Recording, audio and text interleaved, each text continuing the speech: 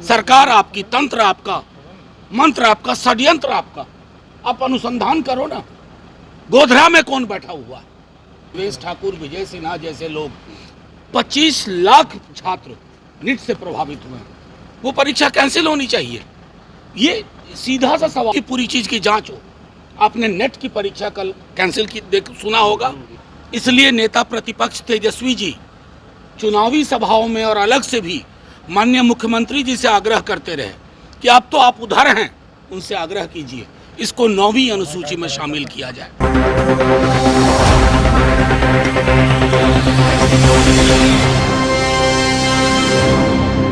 नमस्कार, स्वागत है आपका पीटीएन न्यूज में। मैं Prachi Kushwaha. NEET paper leak मामले को लेकर एनडीए सरकार ने तेजस्वी यादव पर जमकर हमला बोला है। आपको बता दें कि एनडीए नेताओं ने आज प्रेस वार्ता के दौरान तेजस्वी यादव के आप्त सचिव पर जमकर गंभीर आरोप लगाए हैं। आरजेडी के वरिष्ठ नेता और राज्यसभा सांसद मनोज झा ने कड़ी प्रतिक्रिया व्यक्त करते हुए दिख रहे हैं। जब पत्रकारों द्वारा उनसे सवाल किया गया कि तेजस्वी यादव के आप्त सचिव पर गंभीर आरोप लगाए जा रहे हैं, इस पर मनोज झा ने नाराजगी व्यक्त करते हुए कहा कि देवेश चंद्र ठाकुर और विजय सिन्हा जैसे ही लोग होते हैं जो तमाम मुद्दों पर जहर घोलने का ये काम करते हैं और जिन शब्दों का इस्तेमाल वो कर रहे हैं वो सब बहुत ही खराब है। और क्या कुछ कहते नजर आए।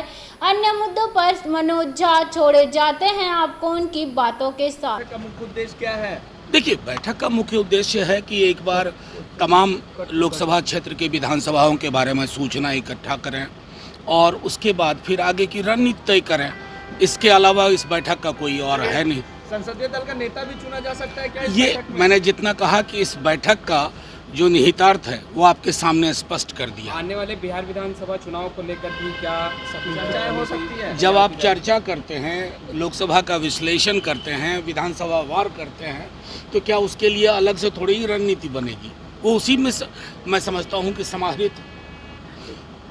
अब एक और चीज है, सुना है कि हाईकोर्ट परीक्षा में तेजस्वी यादव का नाम सामने आ रहा है। किसने तेजस्वी यादव का नाम सामने आ दिया? विजय सिन्हा नहीं, ये मैं देखिए, देवेश ठाकुर, विजय सिन्हा जैसे लोग 25 लाख छात्र नीट से प्रभावित हुए हैं, वो परीक्षा कैंसिल होनी चाहिए।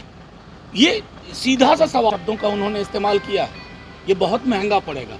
समाज में जहर नहीं घोलना चाहिए। सरकार आपकी, तंत्र आपका, मंत्र आपका, षड्यंत्र आपका।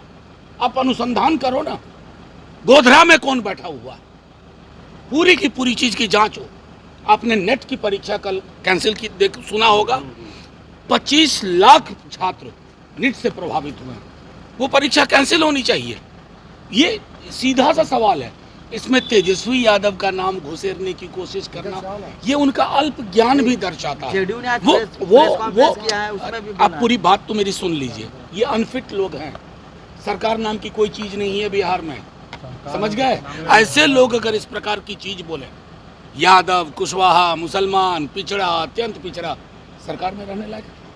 संविधान की शपथ लेते हो, शर्म आनी चाहिए। अभी जांच पूरी नहीं हुई और इस तरीके से गंभीर आरोप नेता प्रतिपक्ष पर प्रेस कॉन्फ्रेंस मैं इसलिए कह रहा हूं कि एक पूरी परिपाटी है।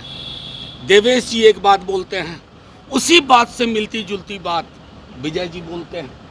तो मुझे तो ये लग रहा है कि बिहार जैसे समाज में आप क्या कहना चाह रहे हैं? पिछड़ा, अल्पसंख्यक, अत्यंत पिछड़ा, आप सीधे आरोप मढ़ रहे हैं। ये आप, मैं बार बार कह रहा हूं, अनफिट हैं।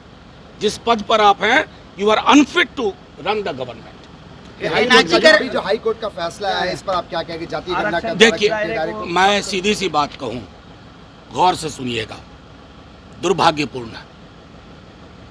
इस तरह के फैसले से फासले बढ़ते हैं। आप सबको मैं बताऊं, तमिलनाडु को बहुत संघर्ष करना पड़ा, इसलिए नेता प्रतिपक्ष तेजस्वी जी चुनावी सभाओं में और अलग से भी माननीय मुख्यमंत्री जी से आग्रह करते रहे कि अब तो आप उधर हैं, उनसे आग्रह कीजिए इसको 9वीं अनुसूची में शामिल किया जाए।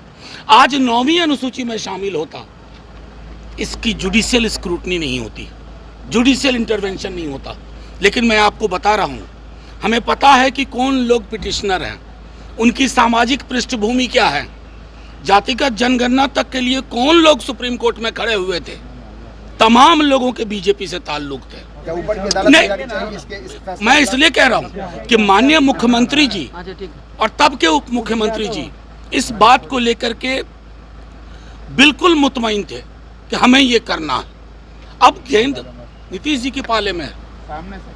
माननीय मुख्यमंत्री जी, ये क्या हो रहा है? एक जो बिहार के हक में फैसला हुआ उसमें कौन पिटिशनर लोग बने और आज नतीजा क्या है? लेकिन ये लड़ाई खत्म नहीं हुई। मैंने आपको कहा तमिलनाडु को कई साल लगे थे लड़ करके, ये हासिल होगा क्योंकि ये संविधान सम्मत है, संविधान के इतर नहीं है।